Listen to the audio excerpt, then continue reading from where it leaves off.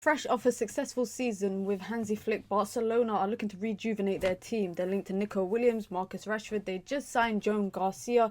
They're linked to potentially signing a striker in the next summer transfer window. So we're going to talk about all of the Barcelona news and, of course, our opinion. So make sure you guys hit the like button. Be sure to subscribe as well if you're new here. Let's start with the biggest conversation right now amongst Manchester United fans and as well as Barcelona fans is Marcus Rashford. Now, it's become very evident in recent times that Marcus Rashford will do whatever he can to get a move to Barcelona. In my opinion, as a Manchester United fan, I don't think Marcus Rashford is needed at Barcelona, especially if they're going to sign Nico Williams. However, if it's for an affordable fee and he's a depth player, then it kind of makes sense for Barcelona to sign him because he gives you quality and depth in that front line.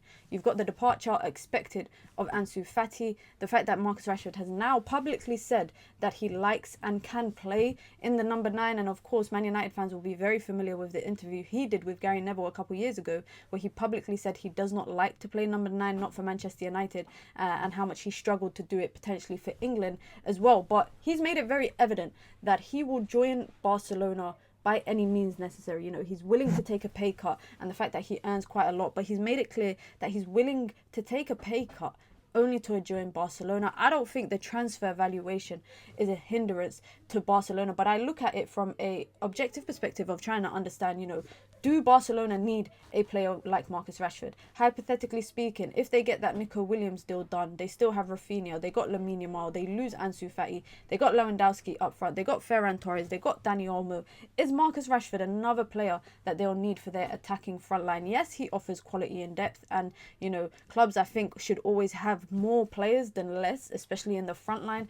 Anything can happen with injuries, suspensions, and also different games call for different circumstances and different type of players. I think Marcus Rashford would excel in that Hansi Flick front line, especially a team that is dominating in possession, a team that loves to attack, a team that can hit on a breakaway on a counter attack and have a lot of pace in their front line. You know, Lamine Yamal, Rafinha, we saw them do it over the last 12 months for Barcelona. But just Marcus Rashford as an entire entity, I think it's very obvious that he's publicly pushing to get a move to Barcelona. He was linked last January, he was linked last summer to Barcelona, and now he has publicly suggested that he would love to play with Lamine Yamal. He was asked in an interview with football influencers Javi Ruiz about Lamine Yamal, and he said, you know, he's one of the best players, and yeah, I'd love to play with him, but we'll see. Considering that and the fact that he's willing to publicly has mentioned reportedly that he's happy to take a pay cut, and Barcelona is his number one priority, and his agents are doing everything to get him a move there. I don't think it's actually in the court of Rashford. I don't think Rashford is the deciding factor in this. I think Barcelona will look to get that Nico Williams deal done. Once they do that, and whether it's a financial opportunity and financially it makes sense for Barcelona to bring in Marcus Rashford, I think that's the only time they will bring him in. On the topic of Nico Williams, that will be one of the best front lines in terms of excitement, in terms of young talent, in terms of front-footedness, in terms of breakaway football, in terms of skillful, exhilarating, exciting football.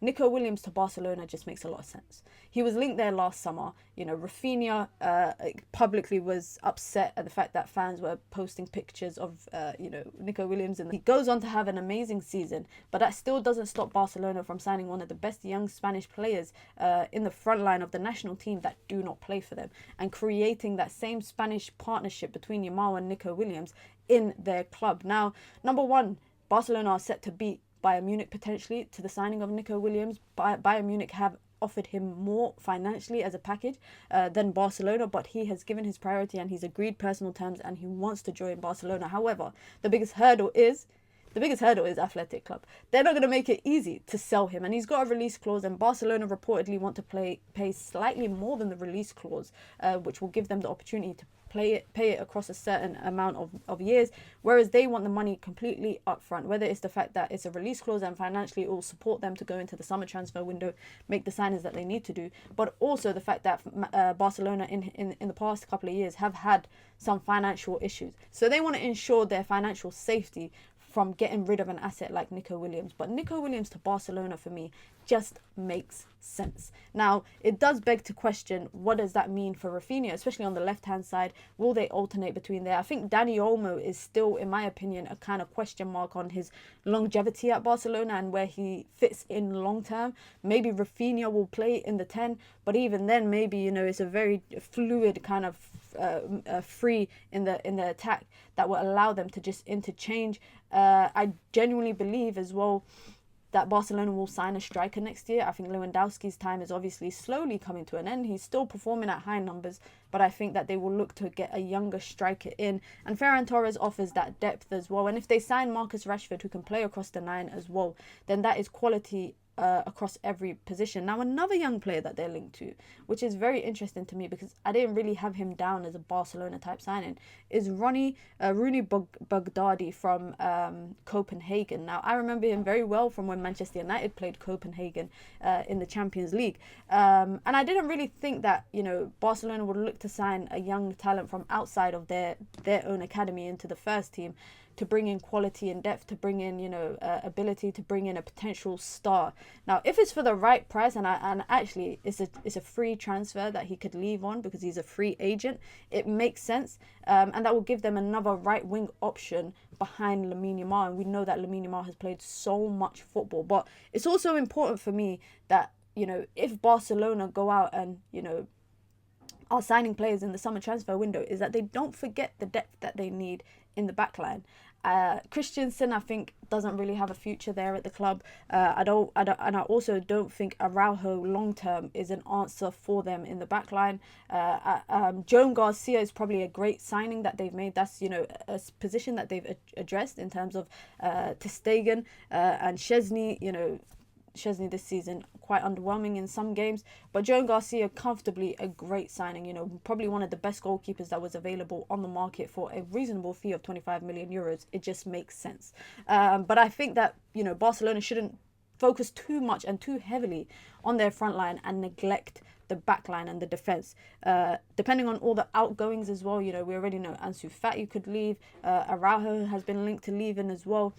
They will need to bring in resurgences for the backup there. And that's why I said Marcus Rashford as a backup option just makes sense. But I don't see him personally as a starter over Nico Williams. Between the two of them, I think Nico Williams is more likely to be a star. I feel like the player that you've gone out to go and sign in the summer, and, you know, you've gone and pushed to sign the pay the release clause or pay slightly more and offer him competitive wages, and, you know, you've demanded that Marcus Rashford looks into taking a pay cut because they're not willing to pay Marcus Rashford what he earns. He earns just north of £300,000 a week in the UK. That to me makes it clear that Nico Williams is the priority for Barcelona, and for me that just makes sense. But there is no way in saying that, in my opinion, that Marcus Rashford is a bad signing. Deco is obviously doing quite a lot, and it's been reported that with, you know, the arrival of Nico Williams, it's expected for Nico to be on the left, Lamine on the right, Rafinha through the middle, potentially Dani Olmo as a false 9, and Lewandowski slowly but surely being phased out of the team due to, you know, his age and him approaching towards the end of his career, and for Barcelona to go down under this Hansi Flick's kind of system as a young, fluid, fast front line. Will that happen? We gotta wait and see. But if Barcelona, you know, they've managed to get Joan Garcia done, if they get Nico Williams done and they get Marcus Rashford in and they get another defender in, that is actually a pretty good window for the Spanish champions. Let me know your thoughts down below, guys. Be sure to hit the like button. Be sure to subscribe as well if you're new here.